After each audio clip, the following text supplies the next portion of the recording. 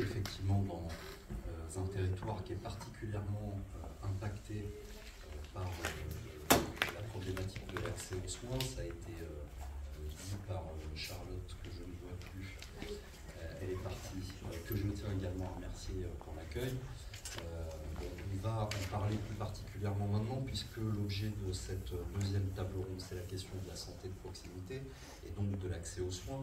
Je voudrais d'abord remercier Geneviève Huot du collectif Santé 77 d'être avec nous, ainsi que Bernard Liour de la FSU retraité, qui va nous faire tout à l'heure une présentation de la situation. Mais je voudrais quand même rappeler un petit peu le contexte avant qu'on commence en 2 minutes.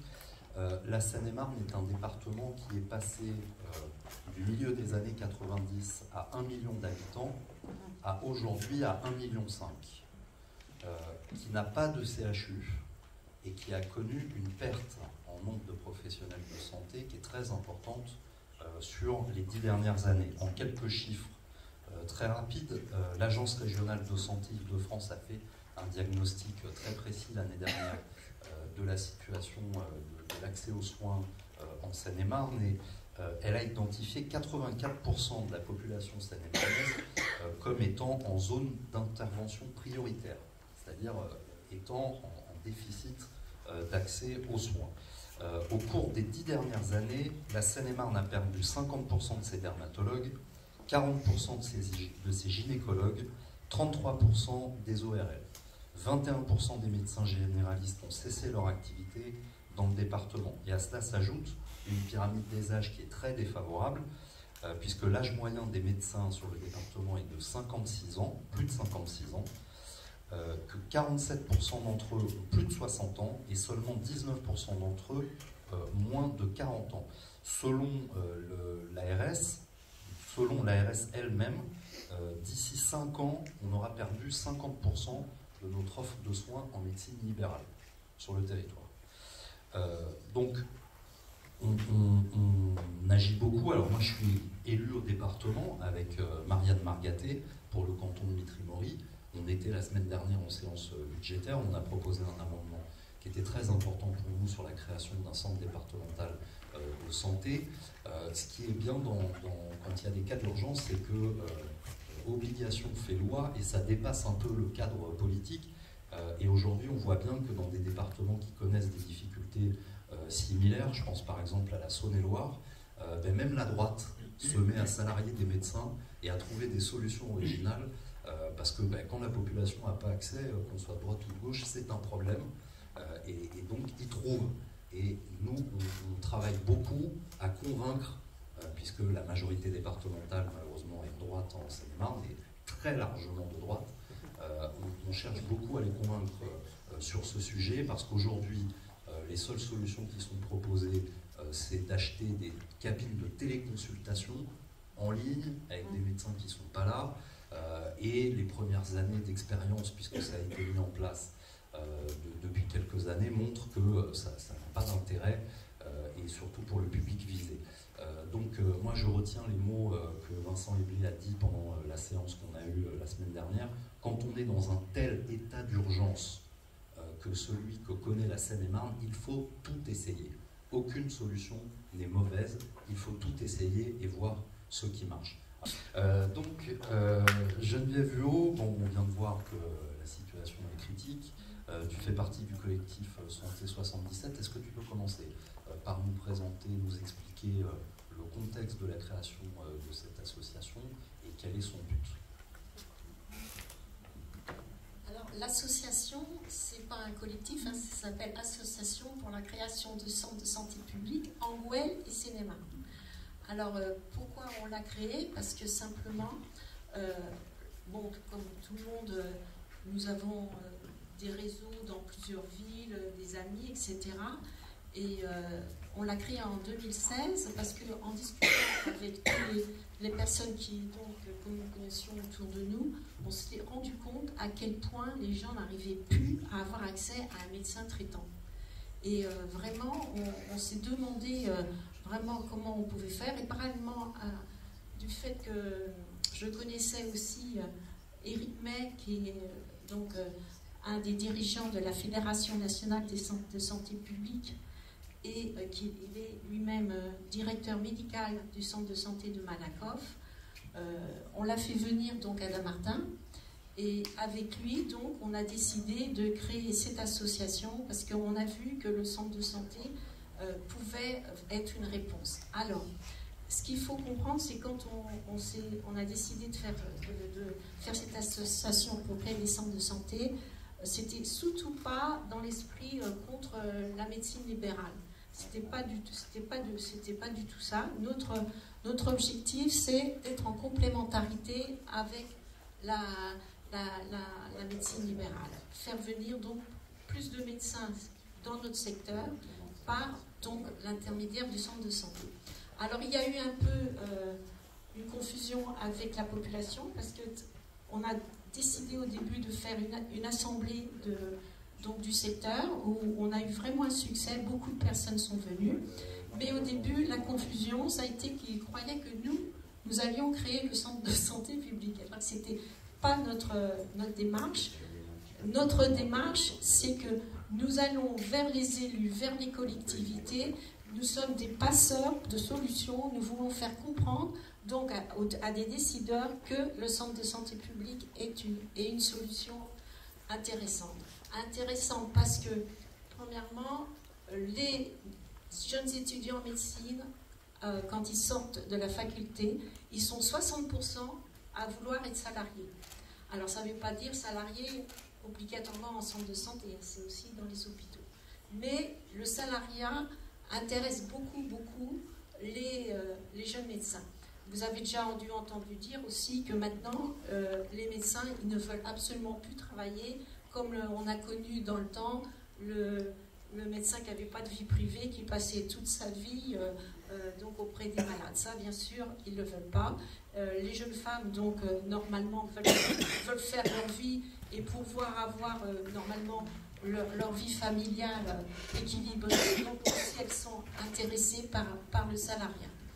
Et donc, pourquoi le centre de santé publique parce que il a, si vous voulez, intérêt, je pense, à la fois répondre à un besoin individuel et en même temps à un besoin collectif. Un besoin collectif parce que les centres de santé, par exemple, développent énormément la prévention, ce que ne fera pas la maison libérale d'à côté. Vous savez que, d'ailleurs, il faut faire attention dans la façon dont on parle, les gens font la confusion des fois entre maison de santé et centre de santé. Centre de santé public, donc ce sont des salariés. À l'origine, le centre de santé peut être créé par une municipalité, par une mutuelle, par une association, mais c'est une collectivité, ça peut être le département ou la région. Donc, tandis que la maison de santé, quand on parle de maison de santé, ce sont des libéraux.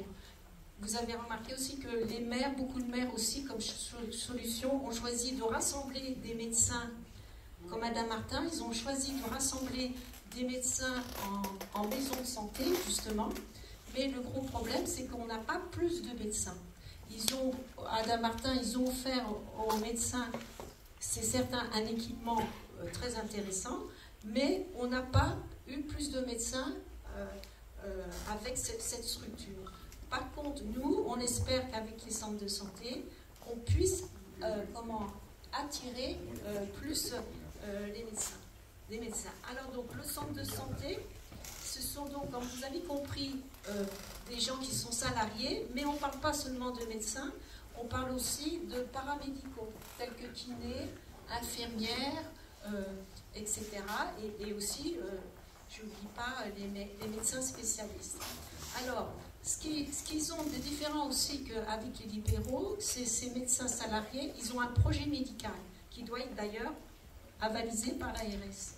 Et ce projet médical est très important. Il doit avoir analysé les besoins de santé de la population et il doit faire des projets donc en conséquence pour répondre vraiment au plus près aux besoins de proximité. L'intérêt pour le médecin aussi, c'est qu'il n'a pas du tout à s'occuper de tout ce qui est administratif, puisque ce sont des secrétaires médicales ou des secrétaires donc, qui prennent en charge toute la partie administrative. Contrairement au médecin libéral qui doit, lui, s'occuper de toute sa partie administrative en plus Donc, si vous voulez, le médecin salarié en CMS a beaucoup plus de temps à consacrer aux malades. Voilà. Et qu'est-ce que je pourrais dire encore sur... Ah, t'as une question? Eh ben, attends, je ne sais pas si je vais te passer le micro. Voilà. Alors, je voulais dire aussi, excusez-moi, pour finir de présenter le CMS, que l'intérêt aussi des CMS, c'est qu'ils accueillent les externes, les étudiants en médecine externe, et qui les forment. Donc, si vous voulez, après, l'étudiant qui est formé en CMS, lui a tout de suite après un lien qui fait que plus tard, il reviendra travailler. Bon, et après, il y aura d'autres choses pour faire. Vas-y. Merci, Geneviève. On a beaucoup dit qu'une des raisons pour laquelle on avait un manque de médecins aujourd'hui partout en France, c'était le numerus clausus qui empêchait la formation des médecins, de plus de médecins. Et il se trouve qu'il est censé avoir disparu maintenant.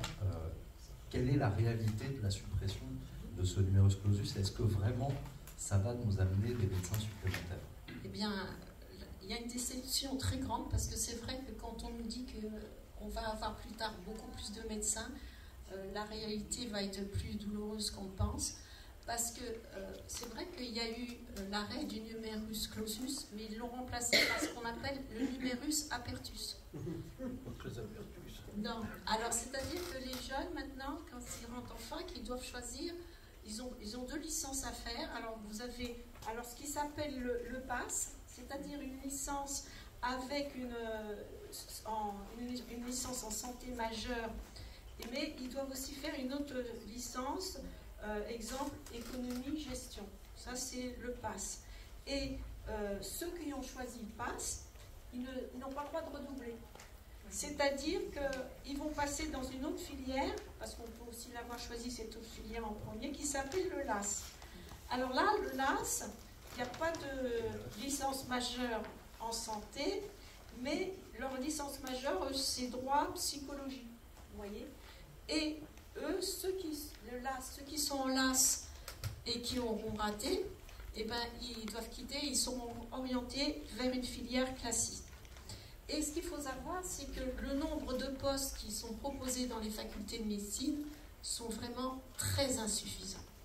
Et l'Île-de-France... On n'a pas construit de facultés supplémentaires, on n'a pas choisi. Ni augmenté le nombre de places depuis la suppression du numéro clausus. Voilà, donc, exactement. Mathématiquement, il ne peut pas y avoir plus de médecins dans 10 ans.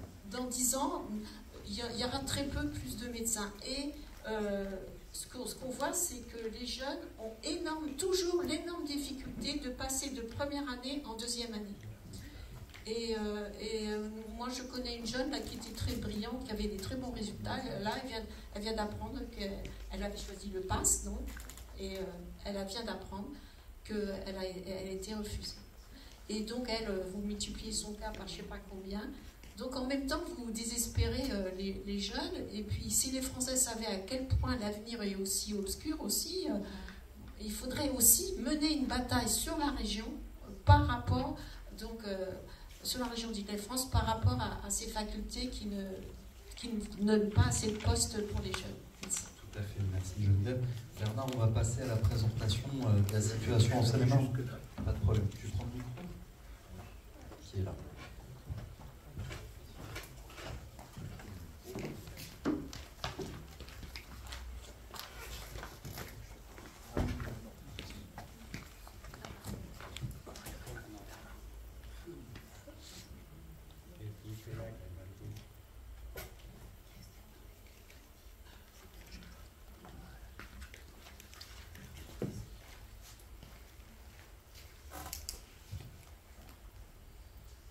Alors Bernard, est-ce que tu peux nous expliquer ce que tu vas nous présenter?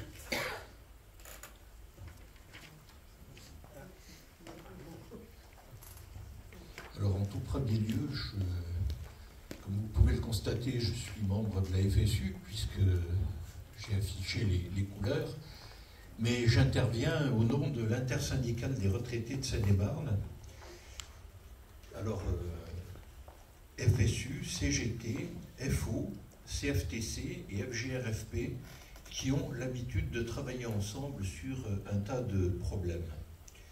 Et je dois dire que sur ces questions d'accès aux soins, nous tirons les sonnettes d'alarme depuis bien des années, puisque dès 2008, à l'initiative du CODERPA, qui est l'équivalent, je dirais, ancien du CDCA, eh bien, les organisations syndicales avaient organisé une rencontre publique avec notamment un professeur de santé publique qui s'appelait le professeur Atlan et qui d'ores et déjà mettait en évidence le fait que la Seine-et-Marne était particulièrement mal dotée et que les soins y étaient particulièrement rares et chers.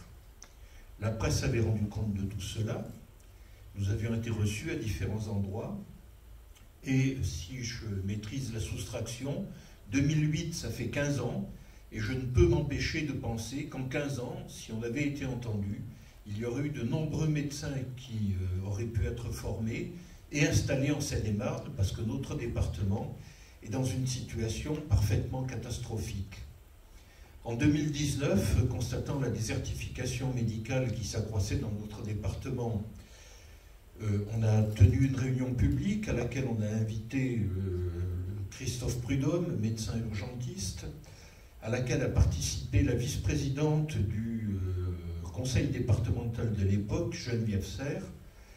On avait aussi la CPAM et on a pris l'engagement public d'assurer un suivi annuel de ces problématiques d'accès aux soins. Alors, on avait rempli une salle à Volpénil. On a distribué en 2021 des tracts, etc. sur les marchés. On a fait une manifestation devant le conseil départemental. Et le 21 mai 2022, l'an dernier, on a tenu une réunion publique à Melun sur ces questions-là. Et je signale que mardi prochain, nous organisons une conférence de presse à laquelle les élus sont invités, s'ils le souhaitent, sur ces problèmes d'accès aux soins de Seine-et-Marne. Alors en préambule, je veux souligner à quel point le renoncement aux soins, qu'il soit préventif ou curatif, engendre un mal-être, une souffrance des individus, de leurs familles, et parfois des décès prématurés. Et donc, c'est cet aspect très important de la vie des gens qui est en jeu. En préambule, je veux dire que face aux difficultés d'accès aux soins partout en France, aucun département, enfin je veux clarifier les choses par rapport à mon propos, nous considérons qu'aucun département n'est trop bien doté ou aucune région n'est trop bien dotée. Partout, il y a un effondrement de la démographie médicale qui est en perspective avec le vieillissement des médecins. Donc le problème se profile un peu partout, mais il y a un problème dans le problème qui est le problème de la Seine-et-Marne, qui est particulièrement insuffisamment dotée, et cela a des conséquences extrêmement catastrophiques. Par exemple, on peut constater, ça concerne tous les âges de la vie, que les jeunes enfants sont particulièrement impactés par ces questions-là. Question du surpoids, par exemple. On voit que le département où l'obésité ou le surpoids des enfants de CM2 est prépondérant, eh bien le premier c'est la Seine-Saint-Denis, en Île-de-France, le second c'est la Seine-et-Marne. Pour les maladies respiratoires, le département le plus impacté, c'est la Seine-et-Marne. En ce qui concerne les personnes âgées, eh bien, on voit que, là encore, la Seine-et-Marne est dans le peloton de tête des départements où les gens se sentent impactés dans leurs activités par des handicaps ou des problèmes de santé. Et l'espérance de vie en Seine-et-Marne, eh bien, j'ai repris dans mon diaporama un extrait d'un document qui est en accès public, qui s'appelle « La santé des franciliens, diagnostic pour le plan régional de santé 2023-2027, qui se prépare actuellement, on lit les 3 départements présentant la plus faible espérance de vie chez les hommes comme chez les femmes sont la Seine-et-Marne, la Seine-Saint-Denis et le Val d'Oise. Les écarts maximums entre les cantons sont de 7 ans pour les hommes, 84,9 ans dans le 16e arrondissement de Paris et 77,8 ans à Provins. Alors je pense que c'est quand même le caractéristique d'un problème de santé qui n'est pas suivi dans d'autres départements et qu'il faudrait réellement prendre en compte. Alors où en est-on de l'accès aux soins? En 10 ans, entre 2012 et 2022, la Seine-et-Marne a gagné 90 443 habitants. C'est-à-dire que sa population a augmenté de 6,68% contre 3,99% sur l'ensemble de la France. Donc on a une démographie plus forte que sur l'ensemble du territoire. Et en 10 ans, la Seine-et-Marne a perdu 200 médecins. Alors, tout mode d'exercice, toute spécialité, etc. Donc plus de 90 000 habitants supplémentaires, moins 200 médecins, quand la France, dans le même temps, a gagné 12 928, plus 5,99. La densité de médecins en Seine-et-Marne est passée de 212 à 199 pour 100 000 habitants, soit moins 13,82, alors qu'en France, elle a augmenté de plus 19. Bon, je passe sur cet aspect des choses.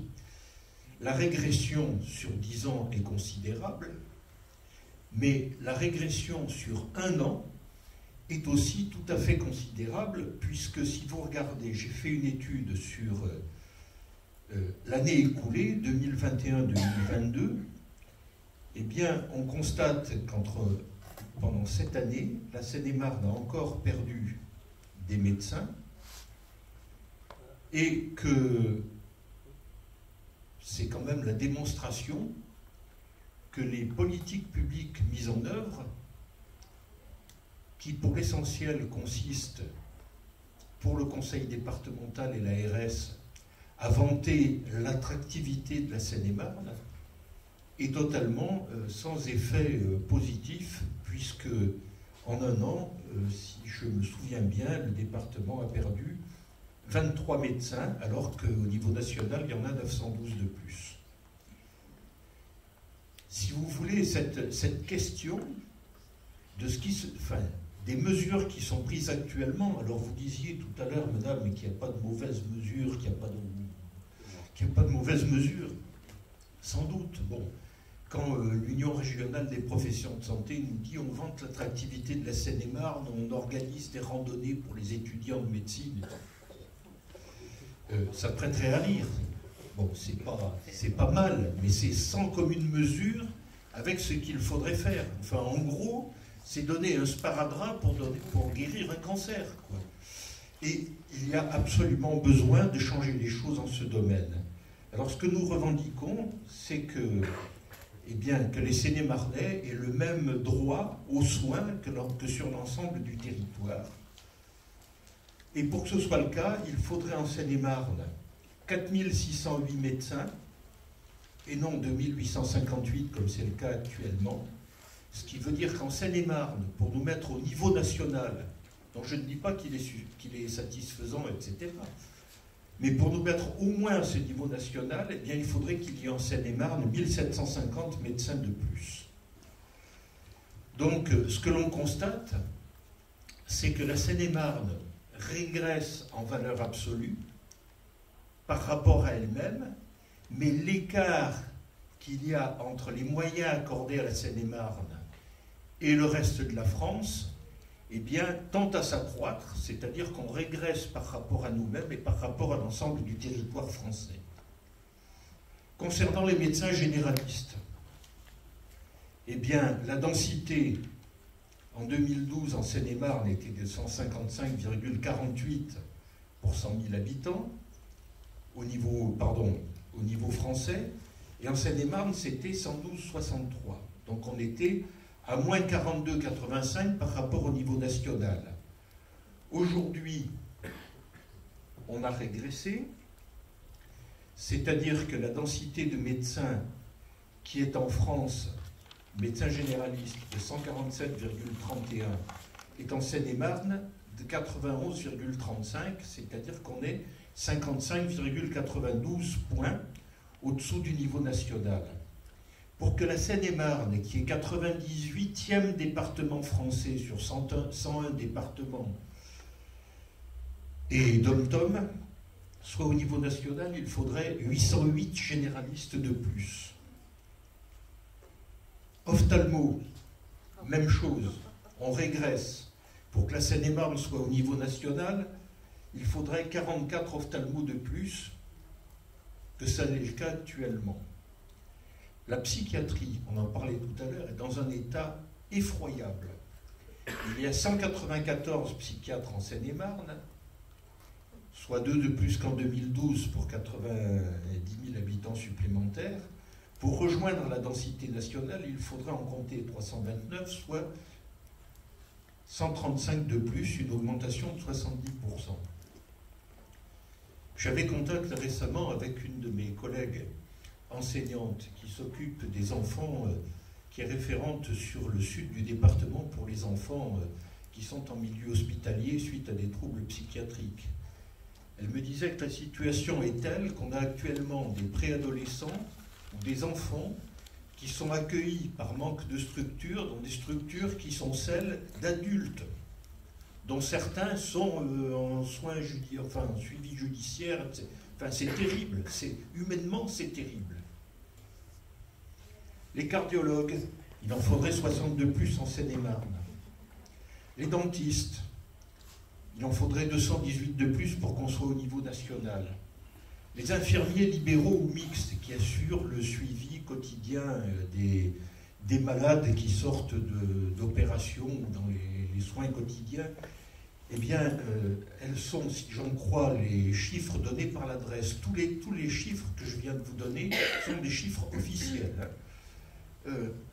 Elles sont 1374 en Seine-et-Marne âgées de moins de 62 ans. Pour atteindre le seuil national, le niveau national, il faudrait augmenter leur nombre de 90%. Le seul secteur où le seul paramètre pour lequel la Seine-et-Marne est en tête de peloton, c'est pour ce qui concerne les dépassements des soins, dépassements d'honoraires pratiqués par les médecins. Quand les spécialistes, alors ça concerne les spécialistes, pas trop les généralistes, quand les spécialistes libéraux sont 44% en secteur 1 et 56% en secteur 2, avec dépassement d'honoraires, c'est l'inverse de ce qui existe au plan national, où ils sont 73,5% en secteur 1 et 26,56% en secteur 2. Alors ce sont des chiffres qui datent de quelques années, 2016, mais c'est quand même dire à quel point les Seine-et-Marnais sont frappés au portefeuille. Je vous laisse voir ce tableau, je ne vais pas commenter, mais vous voyez à quel point, spécialité par spécialité, eh bien on est obligé de mettre la main au portefeuille pour pouvoir se soigner. On faisait tout à l'heure référence au partenariat public-privé, qui est une vaste escroquerie. Exemple de partenariat public-privé à l'hôpital de Melun et la clinique Saint-Jean-Hermitage. Quand vous entrez aux urgences, on vous envoie d'un côté ou de l'autre, vous n'avez pas le choix. Et quand vous rentrez à la clinique Saint-Jean-Hermitage, en plus du forfait hospitalier, eh bien, vous payez un supplément de 19 € par jour qui donne droit à la télévision, mais ça, bon, peu importe, c'est pas obligatoire, mais qui donne droit à la salle de bain, aux toilettes, à la penderie. Enfin, c'est proprement scandaleux. Alors, en tant qu'organisation intersyndicale des retraités, nous formulons un certain nombre de propositions qui correspondent à 4 impératifs. Premièrement, il y a urgence à former plus de médecins partout en France, en Île-de-France et en Seine-et-Marne. exiger que notre département soit traité avec équité par rapport à l'ensemble du territoire, faire face à l'urgence et rendre les soins financièrement accessibles à tous. Nous demandons, nous exigeons et nous voulons, nous insistons pour que les élus se saisissent fort de cette question. Nous voulons qu'une fac de médecine et un CHU soient créés en Île-de-France. Il y en a besoin. Je vous donne un chiffre. D'ici à 2030, 2000 médecins d'Île-de-France, généralistes, vont prendre leur retraite. Non, 2000 médecins, globalement, pas spécialement généralistes, 2000 médecins. Et pour les remplacer, actuellement, sont formés entre 8 et 900 étudiants. Donc vous voyez le malaise dans lequel on est en train de s'installer, d'où la nécessité absolue de former plus de médecins et plus d'autres professions de santé aussi, je vais y venir après. Nous pensons vraiment que c'est une urgence absolue. J'active. Nous pensons que dans ces facs de médecine, eh bien, on devrait procéder à des pré-recrutements rémunérés, c'est-à-dire former des étudiants qu'on paye en contrepartie d'un engagement à exercer sur les territoires là où il y a besoin d'eux, un fléchage des emplois. Nous revendiquons fort la création de centres polyvalents avec public, avec des médecins salariés, parce que ça correspond effectivement à une attente des jeunes médecins qui ne veulent plus travailler 70 heures par semaine. Nous voulons améliorer la prévention, notamment la médecine scolaire qui est dans un état désastreux. Nous pensons qu'il faut arrêter le pillage de la sécurité sociale, par laquelle nous revendiquons le remboursement à 100% par l'assurance maladie obligatoire des soins et l'interdiction des dépassements d'honoraires. Et nous demandons le renforcement matériel et humain de l'hôpital public, notamment avec des conditions de travail et de rémunération des personnels qui doivent s'améliorer pour devenir effectivement attractives pour l'avenir. Voilà ce que je voulais vous dire. Un petit mot encore.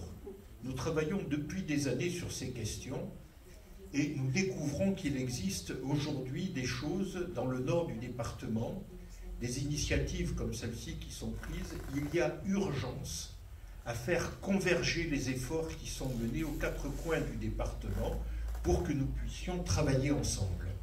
Merci Bernard, et ça fait très bien, parce que je vais faire une transition avec Geneviève. Justement, tu m'expliquais que mercredi dernier, vous avez rencontré des personnes qui se mobilisent pour défendre...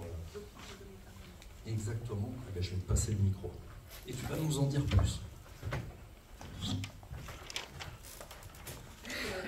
Ce qui est réconfortant, c'est que lorsqu'on se déplace et qu'on voit qu'il y a des gens au niveau national qui se battent beaucoup pour la santé. On a rencontré un collectif des gens qui se battent pour l'hôpital de Montargis. Et je voulais juste vous dire un fait, pour ne pas tenir le micro longtemps, c'est que là, le service oncologie de l'hôpital de Montargis va fermer parce qu'il n'y a plus de médecins. Les médecins sont partis. Je crois qu'il y en a un qui est sur le départ. Alors pour vous dire que ce collectif, avec la population, se bouge beaucoup pour cet hôpital, qu'on a bien besoin. Et puis sinon, pour le CMS de Chalès que nous avons été voir, il a été créé en 2017, il a vu exploser le nombre de patients. Il est passé de 1800 à 5000 patients, de 2017 à aujourd'hui. Et il nous a expliqué aussi que dans les obligations maintenant des médecins de CMS, il y a le CPTS, c'est-à-dire la communauté professionnelle territoriale de santé. C'est donc un organisme qui a été créé par les gouvernements pour que sur chaque territoire, il y ait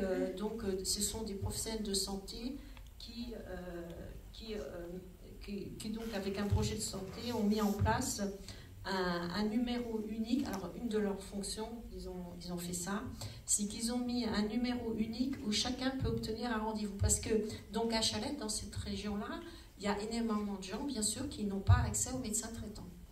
Donc ils ont mis en place, cette communauté professionnelle territoriale de santé donc, a mis en place un numéro unique où chacun peut obtenir un rendez-vous, mais ce rendez-vous qu'ils arrivent à avoir donc grâce à ce numéro unique est donc après assumé par des médecins volontaires. Mais il n'y a pas plus de médecins, c'est-à-dire que le médecin qui est d'accord pour se mettre dans un planning pour prendre des gens qui n'ont pas de médecin traitant, il a déjà ses propres patients ailleurs. Donc, si vous voulez, on déshabille un moment d'un côté et pour habiller l'autre côté, comme on dit. Hein. Et donc, c'est une des choses qu'on remarque, que des fois, les solutions proposées par le gouvernement ou là par cette communauté professionnelle, c'est vraiment pas encore la solution. Et vraiment, le fond, c'est il faut vraiment former beaucoup plus de médecins et qu'enfin les gens aient accès à une médecine digne de ce nom aussi. Voilà. Merci Geneviève. J'ajouterai un petit mot, puis on va passer aux questions dans la salle. Je voudrais quand même aussi qu'on rappelle que cette situation sur notre territoire et plus largement au niveau du département, elle a un impact pour les professionnels de santé qui, eux, sont là, pour les secours d'urgence qui, eux, sont là. C'est les pompiers qui compensent beaucoup l'absence de médecins généralistes dans les communes rurales. Je pense au secteur de Moussy, Mauregard, autour du nord du canton. C'est les urgences qui se retrouvent avec des patients qui ne devraient pas atterrir chez eux parce que des médecins ne sont pas en capacité de les prendre. C'est aussi les PMI qui doivent traiter toute la bobologie parce qu'il n'y a pas de médecins dans les communes alentours pour prendre en charge ces patients-là. Et puis, il n'y a plus de pédiatres dans le secteur. Donc, c'est vraiment tout un monde. C'est pas juste des médecins généralistes qui ne sont pas là et un hôpital qui manque. C'est tout le monde médical qui souffre à tous les niveaux et dans tous les secteurs médicaux et d'urgence. Et la médecine du travail, effectivement, dont on a beaucoup diminué, tout à fait. Donc, ceci étant dit, effectivement, il y a des actions qui sont menées par les élus. Au département, je vous le disais tout à l'heure, on est beaucoup intervenu sur cette question encore la semaine dernière et on ne lâchera pas, malgré le fait que la droite départementale ait refusé de voter la création de ce centre de santé départemental. On va reproposer dans un mois un vœu, puisqu'on nous a reproché que ça avait des conséquences budgétaires. On va reproposer un vœu et on a quand même obtenu d'avoir une mission d'information qui va être conduite par le département, à laquelle on a été invité pour aller visiter le centre départemental de santé de Saône-et-Loire. Donc quand même, il y a des efforts qui sont faits, mais moi je rappelle toujours que de toute façon, le désert crée le désert. Si à un moment il n'y a pas quelqu'un qui se saisit du problème, l'ARS, le département, qui que ce soit, le département, on a maintenant la compétence, puisque la loi 3DS qui a été promulguée en février donne une mission dans la santé de proximité et la prévention au département, aux conseils départementaux. On leur aura rappelé à nouveau, on leur a déjà dit en janvier, on leur a redit la semaine dernière, on leur répétera à chaque fois, il faut un choc pour inverser la tendance, sinon on continuera de perdre des médecins, parce qu'aujourd'hui, pour un médecin, venir s'installer en Seine-et-Marne, c'est venir travailler dans des conditions qui sont inacceptables, où que ce soit, et quel que soit le professionnel de médecine. Donc il faut absolument un très très grand choc pour inverser la tendance.